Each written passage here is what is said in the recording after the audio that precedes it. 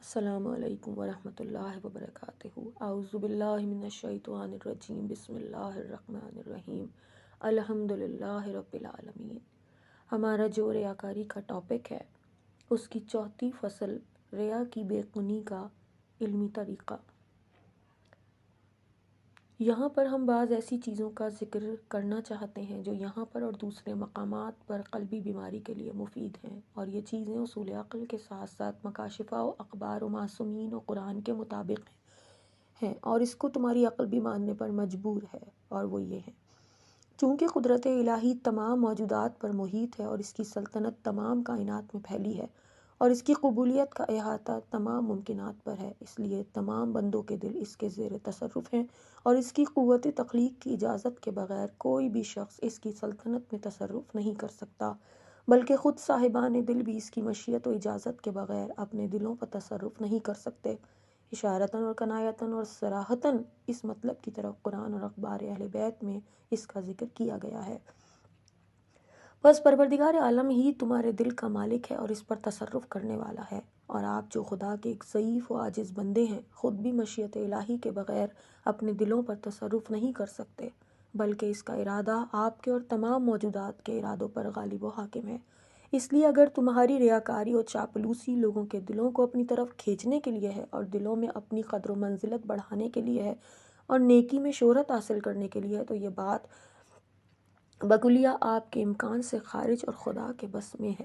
پروردگار عالم دلوں کو اور دلوں کے مالکوں کو جس طرف چاہتا ہے متوجہ کر دیتا ہے، بلکہ یہ بھی ممکن ہے کہ نتیجتاً آپ کے مقصد کے بالکل ہی برخلاف ہو، کیونکہ ہم نے سنا بھی ہے اور دیکھا بھی ہے کہ ریاکار اور منافق قسم کے لوگ جن کے دل پاک نہیں تھے وہ ذلیل و رسوا ہوئے ہیں۔ وہ جو چاہتے تھے نتیجتاً اس کے برخلاف نکلا۔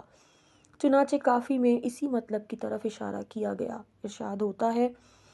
حضرت امام جعفر صادق علیہ السلام سے خداوند عالم کے اس قول: جو شخص خواہش مند ہو کہ اپنے پروردگار کے سامنے حاضر ہونا ہے، اس کو اچھے کام کرنے چاہیے اور خدا کی عبادت میں کسی کو شریک نہ کرے کے بارے میں پوچھا گیا تو حضرت نے فرمایا، اس کا مطلب یہ ہے کہ انسان کوئی کار ثواب کرے مگر وہ خدا کے لیے نہ ہو، بلکہ اس کا مقصد یہ ہو کہ لوگ سن کر اس کو بڑا پرہیزگار خیال کریں، تو گویا اس نے اپنی عبادت میں شریک قرار دیا۔ اس کے بعد فرمایا، اگر کوئی شخص صرف خدا کے لیے کوئی کام چھپا کر کرے تو کچھ دن گزرنے کے بعد خدا اس کی نیکیوں کو ظاہر کر کے رہتا ہے۔ اسی طرح جو بھی انسان اپنے برے اعمال کو ہمیشہ چھپاتا رہے، پھر بھی خدا کبھی نہ کبھی اس کی برائیوں کو ظاہر کر دیتا ہے۔ پس اے عزیز، اپنے خدا سے نیک نامی کو چاہ لوگوں کے دلوں کو جذب کرنا چاہتے ہو تو دلوں کے مالک سے اس کی خواہش پوری کرو۔ تم ہر کام خدا کے لیے کرو۔ خداوند عالم آخرت میں تم پر عنایت و کرم کرنے اور تم کو عالم آخرت کی نعمتوں سے نوازنے کے لیے اس دنیا میں بھی تم پر اپنی نوازشیں کرے گا، تم کو محبوب القلوب بنا دے گا، دلوں میں تمہاری عزت زیادہ کر دے گا، دونوں عالم میں تم کو سر بلند کرے گا، اور اگر کہیں تم ریاضت و زحمت سے اپنے دل کو اس محبت سے بھی خالص کر لو، باطن کو پاک و پاکیزہ کر لو، تب تو اس اعتبار سے بھی تمہارا عمل خالص ہو جائے گا، دل خدا کی طرف متوجہ ہو جائے گا، روح کثافتوں اور علائشوں سے پاک و صاف ہو جائے گی، نفس کی کدورت دور ہو جائے گی۔ خدا کے مقابلے میں کمزور و ناتواں بندوں کی محبت و نفرت بندگان الہی کے نزدیک شہرت کا آخر کیا فائدہ ہے؟